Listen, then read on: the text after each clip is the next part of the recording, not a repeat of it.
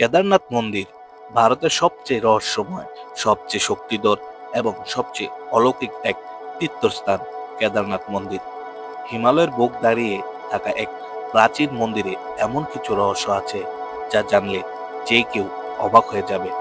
চলুন তাহলে জেনে নিই কেদারনাথ মন্দিরের 5টি অজানা অলৌকিক রহস্য। রহস্য 1, কেদারনাথ মন্দিরকে বানিয়েছিলেন আজও তা অজানা। হিন্দু ধর্ম অনুসারে এই মন্দির নির্মাতা পাণ্ডবগণ, আবার কেউ বলেন আদিগুরু শঙ্করাচার্য এটি পূর্ণ নির্মাণ করেছিলেন।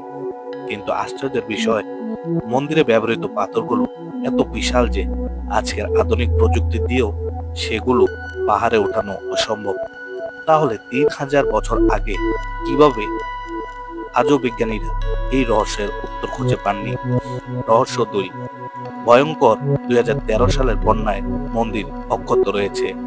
2013 সালের ভয়াবহ প্রাকৃতিক বিপর্যয়ের পুরো কেদারনাথ শহর ধ্বংস হয়ে যায়, কিন্তু মন্দিরের ঠিক পিছনে থাকা এক বিশাল শিলা, দিব্য শিলা মন্দিরকে দেখে ফেলে, যেন নিজের হাতে রক্ষা করে শিব।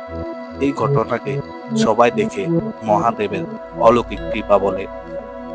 রহস্য 3, কেদারনাথের লিঙ্গম সর্বদা উষ্ণ থাকে।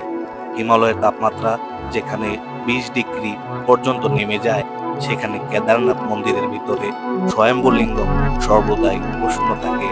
পূজারীরা বলেন, ঠান্ডা যতই পড়ুক, মহাদেবের লিঙ্গম মানুষকে নিজের শক্তিতে উষ্ণতা দেয়।